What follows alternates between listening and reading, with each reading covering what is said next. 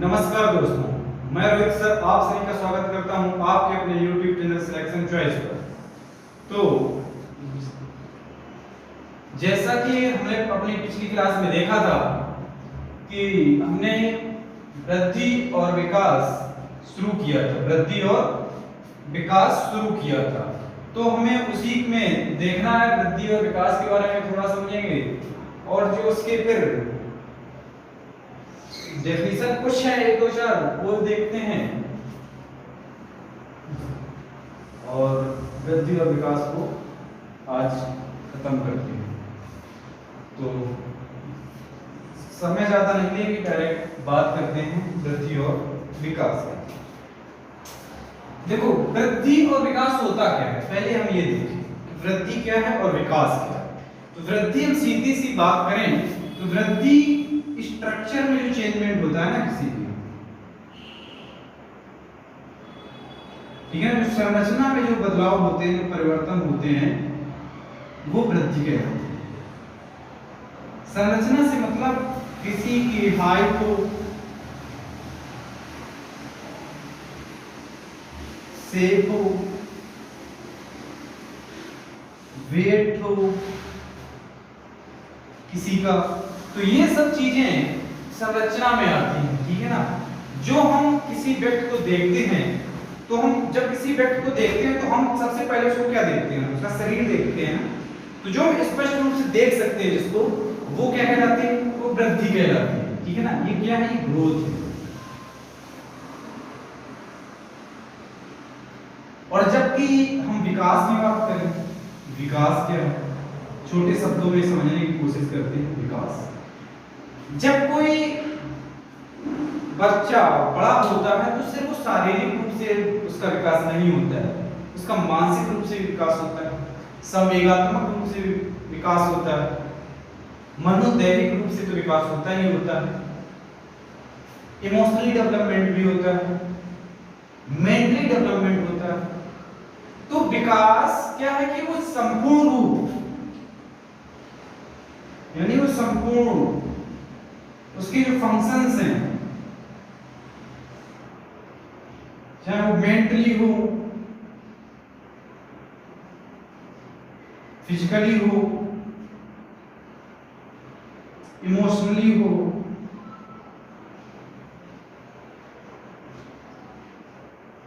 Psycho sorry ये जो सभी विकास होते हैं ना, या सोशल हो, समाज के साथ वो कैसा बिहेव करता है, समाज में कैसे एडजस्ट होता है, तो जो सभी विकास होते हैं ये क्या कहलाते हैं, ये विकास के अंतर्गत आते हैं। जो सभी पक्ष होते हैं, चाहे वो मेंटली, फिजिकली, सोशली। सोशल का मतलब है कि हम समाज में अपने किस स्तर से रहते हैं, हमारा उनके व्यवहार कैसा है समाज के प्रति, तो ये सब चीजें ये विकास है। यानी जो विकास को अगर देखें और ग्रोथ को, तो जो ग्रोथ है वो विकास का ही एक भाग है, क्योंकि इसमें सब कुछ हो रहा है। और पहले विकास होता है, बाद में वृद्धि होती है किसी चीज की, किसी व्यक्ति, किसी वस्तु। तो क्या है कि वृद्धि विकास का ही हिस्सा है, विकास पहले होता है, वृद्धि बाद में होती है। तो ये तो हमने समझा कि वृद्धि और विकास है क्या। इसी में मैं कुछ पॉइंट चाहो तो नोट कर लो अच्छे से, क्योंकि वृद्धि और विकास से संबंधित एक प्रश्न पूछा जाता है। तो पहले वो पॉइंट्स नोट कर लेते हैं, ज्यादा समय बर्बाद ना करते हुए वो पॉइंट्स नोट कर लेते हैं पहले। चलो देखते हैं कुछ पॉइंट्स, और इन इंपॉर्टेंट पॉइंट्स के माध्यम से हम वृद्धि और विकास को करते हैं खत्म। तो अभी हमने इसको देखो, पॉइंट्स में ऐसा कुछ नहीं, पहले ही समझा चुके हैं, सिर्फ उनको एक बार और अच्छी तरीके से आप समझ लीजिएगा। इसीलिए पॉइंट्स लिखा है मैंने, और कुछ नहीं, क्योंकि मैं सब कुछ समझा चुका हूं पहले से। अब वृद्धि कैसी होती, प्रश्न पूछा जाता है तो ये मात्रात्मक होती है, मतलब कि क्वांटिटेटिव चेंजेज होते हैं, और जो विकास होता है वो क्वालिटेटिव एवं क्वांटिटेटिव दोनों प्रकार के चेंजमेंट होते हैं विकास में। गुणात्मक एवं मात्रात्मक भी परिवर्तन होते हैं, इसमें सभी शामिल होते हैं। इसमें सिर्फ मात्रात्मक हमारे कितने शरीर में ज्यादा डेवलप हो रहा है, जो हम दूसरे प्रत्यक्ष रूप से जिसको देख सकते हैं, ये है मात्रात्मक। ये होता है निर्धारित समय के लिए, मतलब किसी एक समय बाद, किसी एक निश्चित समय तक के बाद जो हमारी वृद्धि होनी होती है शरीर की, वो फिक्स हो चुकी होती है। मतलब कि लगभग अगर हम कहें किशोरावस्था के अंत तक, किशोरावस्था के अंत तक कोई भी व्यक्ति अपनी जो उसके वृद्धि उसकी पूर्ण हो चुकी होती है, मतलब कि उसकी जितनी हाइट होनी होती है वो हाइट कंप्लीट हो चुकी होती है, और भी जो स्ट्रक्चरल रूप से जो परिवर्तन होना होता है वो सब कुछ हो चुका होता है। लेकिन जो विकास है, विकास जीवन पर्यंत चलता है, गर्भ से कब्र तक। जब शिशु मां के गर्भ में होता है तब से लेकर ये जब तक जीवन है, हम अपने जीवन में विकास करते रहते हैं, कुछ ना कुछ। विकास का मतलब है अपने जीवन में संशोधन करना किसी चीजों में, चाहे मेंटली रूप से हो, मानसिक रूप से हो, या सांवेगिक रूप से हो। जो भी हम अपने जीवन में कुछ सुधार लाते हैं तो विकास जीवन पर्यंत चलता रहता है, तो हमारे साथ जुड़ते रहते हैं। इस प्रकार हम अपने आप को और अच्छा बेहतर बनाते रहते हैं, या हमारे जीवन में कुछ घटनाएं घट जाती हैं, हमें डाउनफॉल भी हमारी लाइफ में आ जाता है। तो ये सभी चीजें विकास का पक्ष है, ठीक है ना। विकास जीवन पर्यंत चलता है, गर्भ से कब्र तक, जब तक हम दफन नहीं हो जाते हैं तब तक चलता है। ये कैसा है, केवल शारीरिक है, मतलब जो हमारे फिजिकल चेंजमेंट हमारे बॉडी में आते हैं, जिसको वो भी ऐसे जिनको हम देख सकते हैं प्रत्यक्ष रूप से। ये कैसा, ये शारीरिक, मानसिक, सामाजिक, संवेगात्मक जितने भी पक्ष हैं, हमारे पहलू हैं हमारे विकास के, सभी आपस में जुड़े होते हैं। विकास के अंतर्गत सभी पक्ष शामिल होते हैं, और वृद्धि के अंतर्गत सिर्फ और सिर्फ शारीरिक चेंजमेंट या शारीरिक विकास होता है। ये एकीकृत नहीं होती है, ये विकास का ही एक हिस्सा होता है। और इसमें लिखा है कि ये एकीकृत होता है, और ये सभी पक्ष होते हैं वो अंतर संबंधित होते हैं। इसका मतलब है कि जो शारीरिक, मानसिक, सामाजिक और जो संवेगात्मक सभी पक्ष जो हैं वो आपस में इंटर कनेक्टेड होते हैं। इसका मतलब ये है कि अगर एक पक्ष में प्रभाव पड़ता है तो दूसरा पक्ष भी प्रभावित हो सकता है। एग्जांपल के तौर पर समझते हैं, मान लो इंटर कनेक्टेड है, एक पक्ष दूसरे को प्रभावित करता है। ये मान लो कि ये ब्रेकअप नहीं हुआ, लड़ाई हो गई, तो फिर क्या होता है कि पढ़ने में मन नहीं लगता। तो यानी ये सब खेल संवेगात्मक चीजों का है, और हम क्या हो मेंटली डिस्टर्ब हो गए तो हमारा पढ़ाई में भी मन नहीं लगा। उस समय आपके पास कोई आता भी है तो आपको ऐसा लगता है कि मैं एकांतवास में रहूं, तो आपका सामाजिक पक्ष भी कमजोर हो जाता है उस समय के लिए। तो क्या है, यहाँ हो रहा है प्रॉब्लम, लेकिन पक्ष सब प्रभावित हो रहे हैं। अब इसी को दोष ना दो, हो सकता है कि आपका सामाजिक जो परिवेश है उसमें आपको कोई महत्व ना देता हो। तो जब आपको सामाजिक रूप से कोई महत्व नहीं दे रहा है, आपसे कोई बात नहीं करना चाह रहा है, तब भी आपका क्या होगा कि फिर आप मानसिक रूप से संतुलन खो बैठेंगे, और कुछ भी काम करने में आपका तब भी मन नहीं लगेगा। तो यानी एक जो सभी पक्ष हैं, या कभी कभी कुछ ज्यादा हो जाए, यानी कि चोट वगैरह, एक्सीडेंट वगैरह, तो जब शारीरिक रूप से हम विकलांग हो जाता है कोई, तो उसका कभी कभी मानसिक पक्ष भी कमजोर हो जाता है। तो ये सभी चीजें आपस में इंटरकनेक्टेड हैं, अंतर संबंधित हैं। तो और ये कैसा है, ये सिर्फ शारीरिक रूप से जो हमारे शरीर में होता है चेंजमेंट, वो सिर्फ अवृद्धि के अंतर्गत आता है। ये एकीकृत नहीं होती है, विकास का ही भाग होता है। ये एकीकृत होता है और इसके सभी पक्ष अंतर संबंधित होते हैं। ये सिर्फ और सिर्फ संरचना में सुधार है, जैसा हमने बहुत बार बात की। ये सिर्फ और सिर्फ जो हमारा स्ट्रक्चर है इसमें सुधार आता है, और ये संरचना प्लस कार्य, ठीक है ना।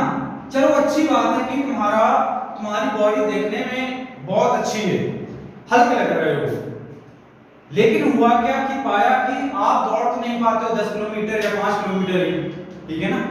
तो क्या हुआ कि आपकी बॉडी तो बहुत अच्छी है, आपको बॉडी के हिसाब से दौड़ना चाहिए 10 किलोमीटर तक, लेकिन आपने क्या किया कि आप दौड़ नहीं पा रहे हैं 2 किलोमीटर। तो मतलब आपकी संरचना तो है, लेकिन कार में वो नहीं है जो कार होना चाहिए था बॉडी के हिसाब से। तो ये सिर्फ और सिर्फ संरचना में सुधार है। लेकिन वही बंदा अगर 50 यानी 10 किलोमीटर दौड़ने लायक है और वो 10 किलोमीटर दौड़ता है, तो इस संरचना प्लस कार दोनों में जब सुधार होता है तो ये विकास कहलाता है। सिर्फ संरचना में सुधार होता है तो ये अभिवृद्धि कहलाती है। ये सिर्फ और सिर्फ रचनात्मक है, मतलब इसमें हास नहीं होता है। वो बात दूसरी है कि और इसमें थकान अकान हम जोड़ते नहीं, थकान के बाद जो भी अगर थकावट आ जाए, थक जाए, बैठ जाए, तो ये चीज इसमें जोड़ी नहीं जाती। तो ये सिर्फ और सिर्फ रचनात्मक होता है। और ये रचनात्मक प्लस विनाशात्मक, इसमें दोनों पक्ष शामिल होते हैं। इसका मतलब ये है कि जब हम मतलब कि देखो वृद्धावस्था में क्या होता है, बहुत ही हम वो एग्जांपल ले रहे हैं जो आप ग्रामीण परिवेश में अपने घर में देखते हैं। परिवेश की बात नहीं, ये चीजें तो अपने घर में है। जो अपने घर में बुजुर्ग हैं, दादा दादी, ठीक है ना, या मम्मी पापा भी अपनी उम्र से ज्यादा हैं, तो होगा क्या कि उनके पास अनुभव तो है, अनुभव ऐसा है कि वो डायरेक्शन दे और अच्छी डायरेक्शन दे तो आपका जीवन सुधर सकता है। लेकिन अब है क्या कि इस एज में वो उन्होंने जीवन में इतने अनुभव लिए हैं कि वो आपको अच्छी तरीके से निर्देशित कर सकते हैं, जाओ बेटा दौड़ लिया करो, सुबह सुबह जल्दी जगना चाहिए, ठीक है ना, वो जगते भी हैं। लेकिन अगर उनसे कहो कि तुम दौड़ कर बताओ, तो क्या जो 60 साल में है और जो 20 साल की एज में अपनी दौड़ते थे, वो क्या 60 साल की एज में दौड़ पाएंगे? तो नहीं।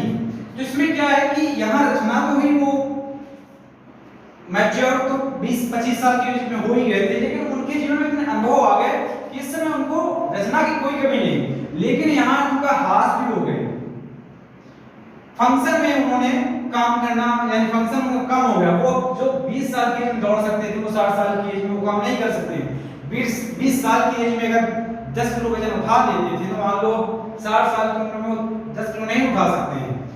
तो ये क्या है कि यहाँ हानि हुई। तो इसमें दोनों पक्ष शामिल है, रचनात्मक प्लस विनाशात्मक, यानी कि रचना भी होती है, वृद्धि भी होती है और हास की कमी भी होती है। हास नहीं है, हौस है। इसके बाद तेरा विकास के बाद, मैंने पहले ही बताया विकास पहले होता है और ये विकास के बाद में होता है। यानी विकास पहले, हमारा शरीर डेवलप पहले होता है, वृद्धि बाद में होती है, ग्रोथ बाद में करता है। ये लीनियर होता है, यानी बढ़ता ही जाएगा। और एक निश्चित समय बाद ये होता है वर्तुलाकार। पॉइंट लिखा है, प्रश्न पूछता है विकास कैसा है?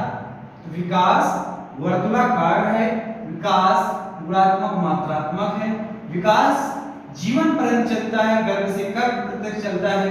शारीरिक मानसिक सामयिक जितने भी पक्ष होते हैं सभी शामिल होते हैं, इंटरकनेक्टेड होते हैं। संरचना प्लस कार्य दोनों में सुधार को ही हम विकास कह सकते हैं। रचनात्मक प्लस विनाशात्मक यानी वृद्धि और ह्रास में दोनों शामिल होते हैं।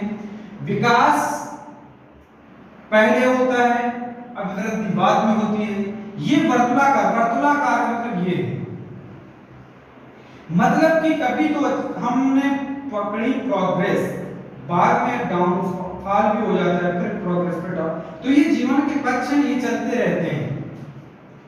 मान लिया कि आपकी गाड़ी बहुत अच्छी चल रही है, ये इस स्पीड में चल रही है, जीवन में कुछ आगे रुकावटें, मान लो कि भगवान ना करे, मान लो किसी का एक्सीडेंट हो गया, किसी घर में किसी को बीमारी लग गई, तो जो आप इस समय इस स्पीड से चल रहे थे, तो आपके बाद में क्या हुआ? ऐसा भगवान ने कि अच्छा किया आपने, फिर जब आपने इलाज करवाया तो क्या हुआ कि बीमारी फिर सही हो गई, तो फिर आपका जो विकास था फिर इस गति से होने लगा। तो ये क्या है कि ये कम या ज्यादा जीवन में घटता बढ़ता रहता है, एक ही नहीं होता है, एक स्पीड से नहीं चलता है। तो विकास का पक्ष कैसा है? वर्तुलाकार। तो ये वर्तुलाकार है, ठीक है ना। और अगर फिर भगवान की कृपा रही, फिर नीचे आ गया, तो फिर वही हो जाता है। तो ये चीजें चलती रहती है। यह है रेखी, यह है वर्तुलाकार। इसका हम मापन कर सकते हैं, तौल सकते हैं, माप सकते हैं कि आप कितने किलोग्राम के हैं, आपकी हाइट कितनी है, ठीक है ना। तो इसको माप सकते हैं, इसको माप नहीं कर सकते, इसको मूल्यांकन कर सकते हैं इसका, ठीक है ना। इसको हम प्रत्यक्ष रूप से देख सकते हैं। मैंने क्या कहा, जब आप दूसरे को देखते हो सामने से तो आप उसका सिर्फ और सिर्फ दैहिक पक्ष देखते हो ना, तो हम इसको देख सकते हैं प्रत्यक्ष रूप से। आप में देख सकते हैं, आप अपने घर में सभी लोग देख सकते हैं, जो देखते हैं एक पक्ष, वो क्या होता है, वो अभिवृद्धि है। लेकिन विकास का सिर्फ अनुमान लगा सकते हैं, तुक्का लगा सकते हैं कि यार ऐसा हो सकता है, बाद में ऐसा ना हो। मान लो कि आप कोई बंदा था, पढ़ने में बहुत अच्छा था, आपने अनुमान लगा दिया कि भाई आईएएस पीसीएस बनेगा, क्योंकि वो पढ़ रहा था, पढ़ने में अच्छा था सब लोगों से। बाद में क्या हुआ कि कुछ ऐसे कारण आए कि उसने ये लाइन छोड़ दी, बाद में लाइन से पकड़ ली, जुर्म की। तुम अनुमान तो लगा सकते हैं, देख नहीं सकते हैं कि क्या है, और इसके बारे में प्रत्यक्ष रूप से देख सकते हैं। तो ये चीजें हैं। आप किसी का मेंटल जो स्थिति है उसके बारे में नहीं देख सकते हैं कि किसी के व्यक्ति के दिमाग में क्या चल रहा है, सिर्फ आप अंदाजा लगा सकते हैं कि यार उसके दिमाग में ऐसा चल रहा हो, आप देख नहीं सकते हैं। जो देख सकते हैं वो अभिवृद्धि है, जिसको हम देख नहीं सकते हैं, सिर्फ महसूस कर सकते हैं, इसका हम तुक्का लगा सकते हैं कि ऐसा हो सकता है, तो वो क्या है, वो विकास का पक्ष है। तो ये विकास और अभिवृद्धि, आई होप कि समझ में आ गया होगा, ऐसा कोई पॉइंट बचा नहीं जो मैंने क्लियर किया ना हो। तो विकास और अभिवृद्धि इतना ही है, और इससे प्रश्न पूछा जाता है, इस वजह से इसके हम इसको इसमें लेंगे, क्योंकि इसका एक दो प्रश्न बहुत ज्यादा, इससे एक दो प्रश्न मिल ही जाते हैं, और इससे बाहर नहीं जाएंगे। जो 1 2 3 4 5 6 जो 10 पॉइंट लिखे हैं, 10 पॉइंट से बाहर नहीं जाएंगे।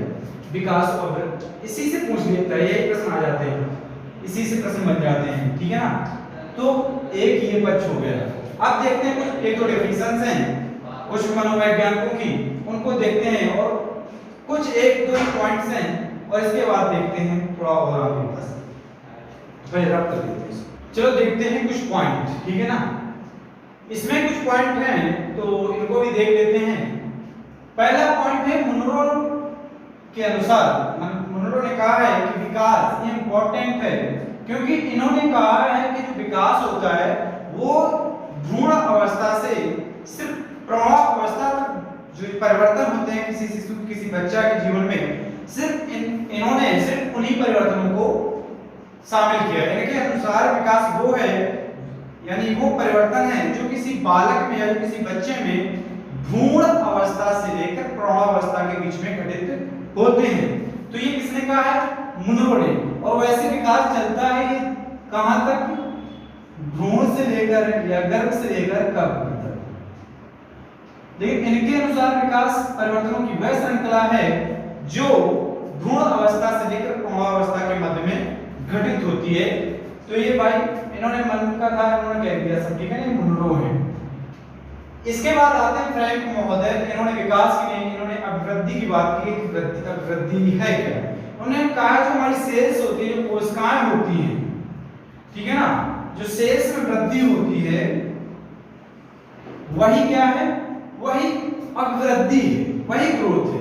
यानी जो हमारे सेल्स से मिलकर बॉडी बनी होती है, तो सेल्स में ही वृद्धि क्या है, अभिवृद्धि है। ये किसने कहा है, ये फ्रैंक महोदय ने कहा है। इसके बाद आते हैं हरलॉग महोदय, ठीक है ना, ये मनोवैज्ञानिक हैं। इन्होंने कहा है जो अगर पूछ ले कि विकास एकीकृत होता है, ये किस मनोवैज्ञानिक ने कहा है, तो ये हरलॉग ने कहा था कि विकास कैसा होता है, एकीकृत होता है, इसके सभी पक्ष अंतर संबंधित होते हैं। इसके बाद इनकी एक परिभाषा है विकास से संबंधित कि विकास नवीन विशेषताओं और योग्यताओं का परिणाम होता है किसी व्यक्ति में। किसी व्यक्ति में वो क्या अपने जीवन में क्या नए कैरेक्टरिस्टिक जोड़ता है, क्या उसके रिजल्ट्स आते हैं, क्या उसकी योग्यता है, एलिजिबिलिटी उसकी क्या है, इन सभी का जो परिणाम होता है, जो रिजल्ट होता है, वही विकास है। ये किसने कहा है, हरलॉग ने। इसके बाद एक मनोवैज्ञानिक है सोरेनसन, इन्होंने विकास की परिभाषा दी है। विकास में बताया कि विकास परिपक्वता प्लस जो कार्य होता है ना, मैच्योरिटी और कार्य में सुधार, जो कार्य करते हैं कितना हम संशोधन कर सकते हैं, कितना अच्छा कर सकते हैं, और मैच्योरिटी लगभग 25 साल के, यानी जो व्यक्ति होता है परिपक्व 25 साल में। प्रश्न अलग से लिख लीजिएगा कि परिपक्वता पाने की अधिकतम एज कितनी होती है, तो 25 साल होते हैं। 25 साल में व्यक्ति परिपक्व हो जाता है। वो बात दूसरी की कोई व्यक्ति कभी सो नहीं करता है कि हम मैच्योर हो चुके हैं। तो विकास क्या है? विकास परिपक्वता व कार्य में सुधार करना ही क्या है? ये विकास है। ये किसने कहा? ये सोरेनसन ने कहा। इसके बाद कुछ और इंपॉर्टेंट है, वैसे ये हम सब समझा चुके हैं, एक बार फिर देख लेते हैं। विकास कह रहा है सांस्कृतिक परिवर्तन से प्रभावित होता है। बिल्कुल सही बात है। मैंने विकास में कहा कि सभी पक्ष शामिल हैं। तो जो व्यक्ति जिस परिवेश में रहेगा, जिस सांस्कृतिक परिवेश में रहेगा, उसके ऊपर वहां का प्रभाव जरूर पड़ेगा। अगर किसी व्यक्ति के घर में बड़ा धार्मिक माहौल रहता है तो उस जीवन में जहां जाएगा ज्यादातर ऐसे माहौल की कोशिश करेगा, या ऐसा माहौल मिल जाएगा तो उसको थोड़ा ऐसा है कि यार हम कहाँ आ गए, ठीक है ना, और अच्छे से एडजस्टमेंट करेगा। लेकिन अगर कोई व्यक्ति ऐसा है जिसने ये चीजें नहीं देखी हैं तो उसको थोड़ा पता लगेगा कि यार ये हम कहाँ आ गए। तो विकास क्या है? सांस्कृतिक परिवर्तन से प्रभावित होता है। हम जिस सांस्कृतिक परिवेश में रहते हैं, जिस हम कल्चर में रहते हैं, वो कल्चर हमें जरूर प्रभावित करता है। इसके बाद कह रहा है विकास प्रत्येक अवस्था में जोखिम होता है। विकास की, अभी जब हम विकास की अवस्था पढ़ेंगे तो देखेंगे कि विकास की जो अवस्था होती है उसमें प्रत्येक अवस्था में कुछ ना कुछ जरूर जोखिम होता है। तो विकास की प्रत्येक अवस्था में क्या होता है? जोखिम होता है। इसके बाद एक और पॉइंट देख लीजिए, ये पॉइंट लिख लेना, विकास सांस्कृतिक परिवर्तन से प्रभावित होता है। इसी से रिलेटेड एक पॉइंट और है कि विकास जो होता है वो ऐतिहासिक दशाओं से प्रभावित होता है।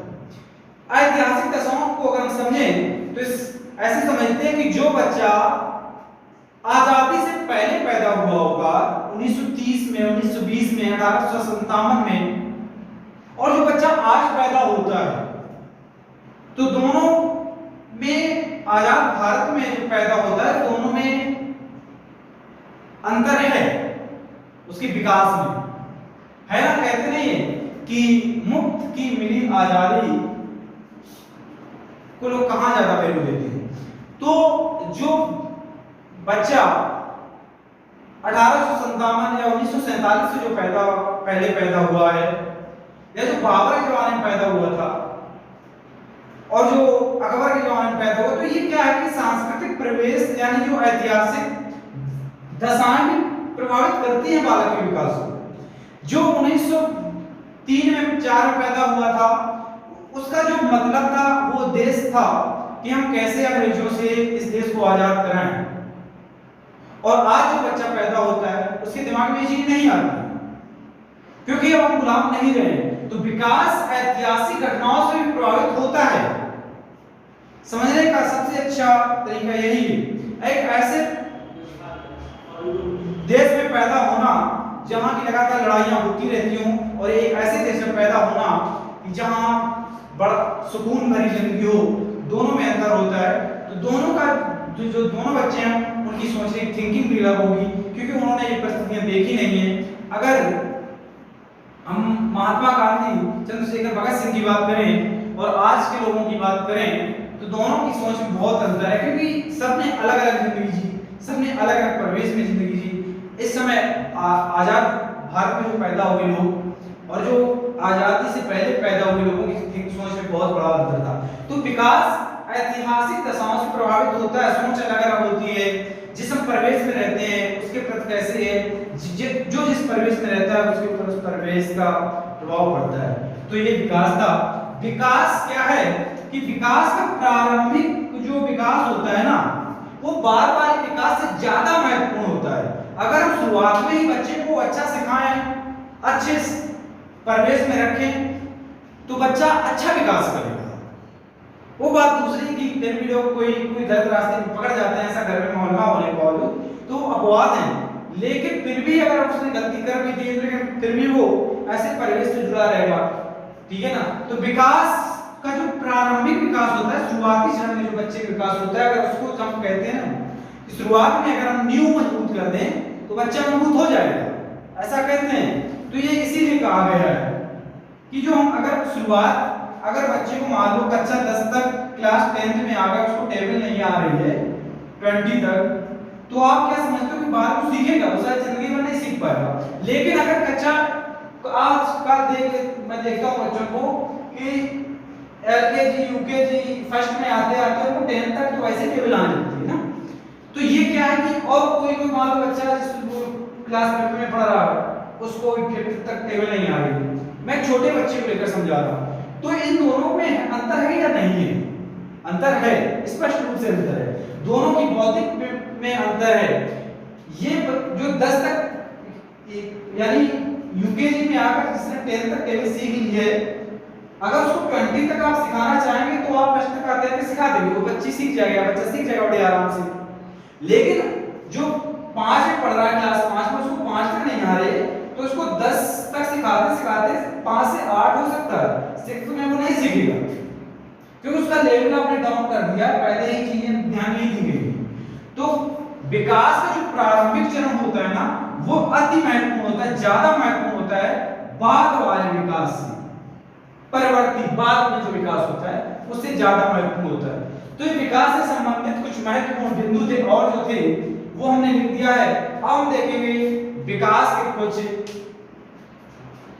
अवस्थाएं, विकास की विशेषताएं। अगर हम कह लें कि विकास कैसे होता है, विकास एकीकृत होता है, विकास की जो दर होती है वो अलग अलग होती है सभी में, लेकिन जो विकास होता है गति एक ही होती है, दर अलग अलग होती है, किसी में कोई जल्दी कोई कम।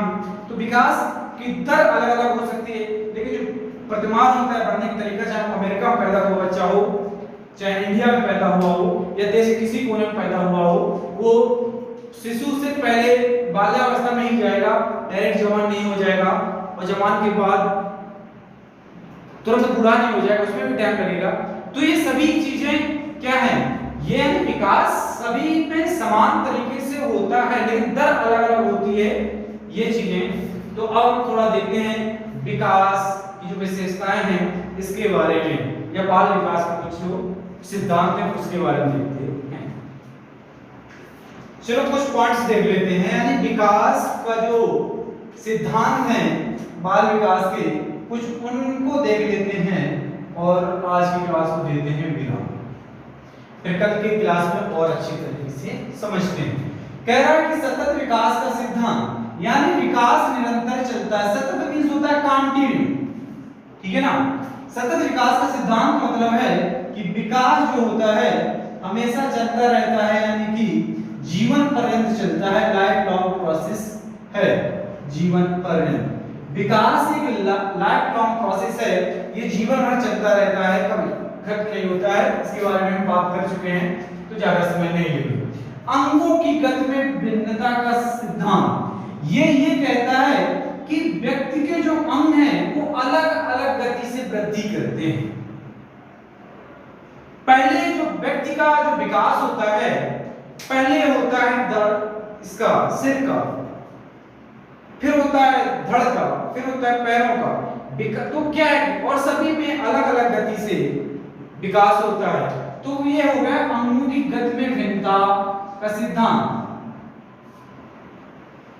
जितनी स्पीड से शुरुआत में मस्तिष्क का विकास होता है, उतनी स्पीड से पैरों का नहीं होता है, क्योंकि पैरों का बाद में होता है, क्योंकि विकास सिर से पैर की ओर चलता है। दूसरा होता है विकास केंद्र से बाहर की ओर चलता है, नीचे लिखा भी होगा, नहीं लिखा है, कोई नहीं लिखा है, केंद्र से दूर की ओर। यानी केंद्र से दूर का मतलब क्या है, पहले होगा ये धड़ का, फिर हाथों का, फिर उंगलियों का, या पहले पूरे शरीर का, फिर बीच यानी सेंटर से बाहर की ओर, सबसे बाद में उंगलियों का। तो ऐसा सिद्धांत ये केंद्र से दूर की ओर की बात करता है।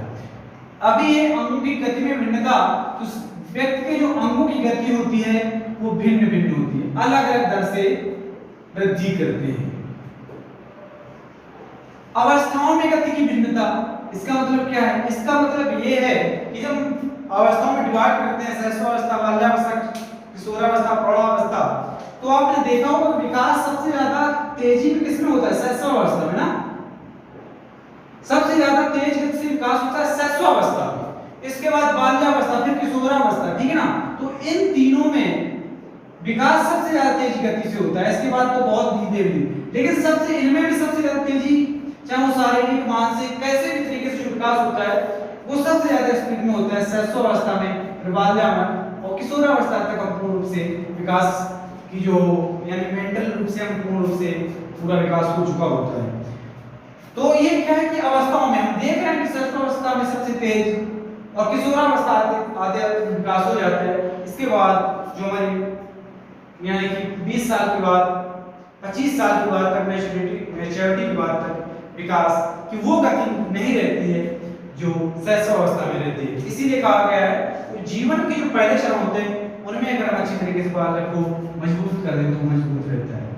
विकास की दिशा का सिद्धांत, हमने देखा कि विकास का दिशा का सिद्धांत ये है कि विकास होता है, एक हमने इंग्लिश में वर्ड सिफेलो कोर्डियल प्रोसेस ऐसा है, ठीक है ना। इसका मतलब ये है कि मस्तिष्क को मुट्ठी ऐसा, ठीक है ना। तो ये क्या है कि विकास पहले होता है सिर का, फिर धड़ का, तो ये विकास का की दिशा का हो गया ये, और ये सेंटर से बाहर की ओर होता है, तो ये पहले बीच का विकास होता है, इसके बाद सबसे पहले हाथों का एक विकास होगा, और बाद में जाकर हम अपने मूल्यों में समन्वय स्थापित कर पाते हैं, ठीक है ना। बालक पहले सब किसी चीज को ऐसे पकड़ता है क्योंकि उसके हाथों में नहीं होता है, समन्वय स्थापित नहीं होता है, बाद में वही चीजों को हाथ से पकड़ने लगता है, ऐसे पकड़ता है, बाद में हो सकता है हल्की चीजों, यानी छोटे में बच्चा क्या है कि अगर इसको भी आप दोगे तो ऐसे ऐसे पकड़ेगा बिल्कुल, क्योंकि समन्वय स्थापित नहीं हो पाया है। और बाद में अब हम लोग ऐसे पकड़ रहे क्योंकि हमारे बीच में समन्वय स्थापित है। तो ये विकास का एक क्या है, केंद्र से दूर की ओर के सिद्धांत के अंतर्गत आता है। अगर मान लो प्रश्न पूछा जाता है कि कोई बालक है जो शुरुआती चरण में किसी चीज को अपने संपूर्ण शरीर से पकड़ रहा है और बाद में वही एक यानी कि हाथों से पकड़ रहा है, तो ये किस सिद्धांत के अंतर्गत आएगा, तो ये केंद्र से दूर की ओर सिद्धांत के अंतर्गत आएगा। इसके बाद ये है कि समान प्रतिमान का सिद्धांत। समान प्रतिमान का सिद्धांत का मतलब है कि दुनिया के किसी कोने में, यानी जहां जीवन होता है, ब्रह्मांड के किसी कोने का कोई भी बच्चा हो, कोई भी बच्चा हो, चाहे इंसान का या जानवर का या पेड़ पौधे, ये सभी एक समान प्रतिमान के साथ बढ़ते हैं। यानी दुनिया में चाहे कोई भी बच्चा हो वो पहले गर्भ में ही होगा और गर्भ के बाद शैशवावस्था में आएगा, डायरेक्ट किशोरावस्था में नहीं हो जाएगा। तो एक हम नियम का पालन करते हैं, विकास एक नियम का पालन करता है। विकास सभी दशाओं में दुनिया के सभी बालक एक प्रतिमान का पालन करते हैं, नियम का पालन करते हैं। यानी कि जो कंडीशंस होती हैं विकास की वो सब में अलग अलग होती है, लेकिन दर अलग अलग होती है, दर अलग अलग होती है। वे भी पालन पोषण के ऊपर बहुत प्रभाव पड़ता है, वातावरण का प्रभाव पड़ता है। और वैसे प्रकृति पोषण का चैप्टर जब आएगा उसमें पढ़ेंगे भी, तो प्रकृति पोषण का बहुत बड़ा प्रभाव होता है। मैंने जैसे पहले भी बता चुका हूं, अगर वो सही से प्रोटीन नहीं मिल रही है बच्चे को शुरुआत में, तो मान लो हो गया कुपोषण का शिकार, और एक बच्चा अच्छे तरीके से सभी चीजें पा रहा है जिस मात्रा में चाहिए, तो उसका विकास अच्छा होगा ना। लेकिन होगा क्या, ये डायरेक्ट फिर भी किशोरावस्था में नहीं आ जाएगा, ये बाल्यावस्था से ही किशोरावस्था में आएगा। तो एक ही नियम के अनुसार सभी का विकास होता है। इसके बाद होता है एकीकरण का सिद्धांत। एकीकरण का सिद्धांत क्या कहता है कि पहले होता है संपूर्ण, मान लो कि संपूर्ण पहले पूरा शरीर विकसित हो जाएगा, फिर हाथ पैर, फिर हाथों और उंगली के बीच में संबंध स्थापित, समन्वय स्थापित करना, तो ये एकीकरण का सिद्धांत है। इसके बाद कह रहा है विकास का पूर्व अनुमान। अभी हमने बताया कि विकास का हम तुक्का लगा सकते हैं, पहले से अनुमान लगा सकते हैं। लोग कहते भी हैं कि होनहार वीरवान के हो चीखने पा, तो ये क्या है, वो तुक्का लगाते हैं कि ये आगे चलकर बहुत अच्छा बनेगा। व्यक्तिगत भिन्नताओं का सिद्धांत अब ये कहता है दुनिया के सभी बालकों का बढ़ते तो एक ही रूप से ही हैं, एक ही प्रतिमान से बढ़ते हैं आगे, लेकिन सभी की गति में अंतर हो सकता है, यानी दर में अंतर हो सकता है। सभी का जो व्यक्ति और सभी में अलग अलग विभिन्नताएं भी पाई जाती हैं। हो सकता है जो हमें पसंद है वो आपको ना पसंद हो, जो मुझे पसंद आपको पसंद हो मुझे पसंद ना हो। तो ये सभी में अलग अलग विशेषताएं पाई जाती हैं। और सभी जो दुनिया के सभी बच्चों का जो पढ़ने की जो दर होती है, दर अलग अलग होती है। एक ही तरीके से तो पढ़ते हैं लेकिन सब में दर अलग अलग हो जाती है। ये प्रश्न पूछा जाता है, इसमें मैं रिपीट कर रहा हूं कि कंफ्यूज नहीं हो जाना। अगर दर तो दर सबकी अलग अलग होती है। कोई जल्दी अगर अच्छी तरीके से वही बात हो गई, पालन पोषण हो रहा है अच्छे घर में, तो वो जल्दी से विकास करेगा। और जिसके घर में कुछ शॉर्टेज है, वो चीजें नहीं मिल पा रही है, तो वो उतने अच्छे तरीके से विकास नहीं होगा। तो जब दर आएगी तो दर अलग अलग लेकिन प्रतिमान समान रूप से ही वृद्धि करते हैं। तो ये पॉइंट याद रखना है। और सभी व्यक्तियों में अलग अलग विशेषताएं होती हैं।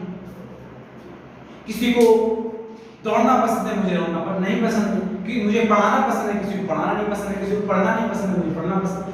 तो ठीक है ना, किसी को खेलना पसंद है, किसी को खेलने में रुचि होती है। तो सभी के इंटरेस्ट अलग अलग, सभी की विशेषताएं अलग अलग है।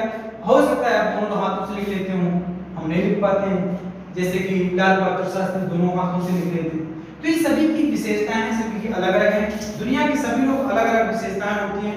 कोई भी प्राणी एक समान नहीं होता है। तो दूसरे से कंपैरिजन भी क्यों करना? लोग दूसरे से तुलना करने लगते हैं ना, कि देखा होगा कि आपका बच्चा हमारे बच्चे से ज्यादा अच्छा है, आपका बच्चा उससे के बच्चे से। भाई सभी की दुनिया का कोई बच्चा एक सा नहीं है, तो फिर तुलना किस बात की? फील्ड अगर एक ही हो, दोनों की एक ही सोच हो, सब कुछ एक जैसा हो, तब तो तुलना करना भी बनता है।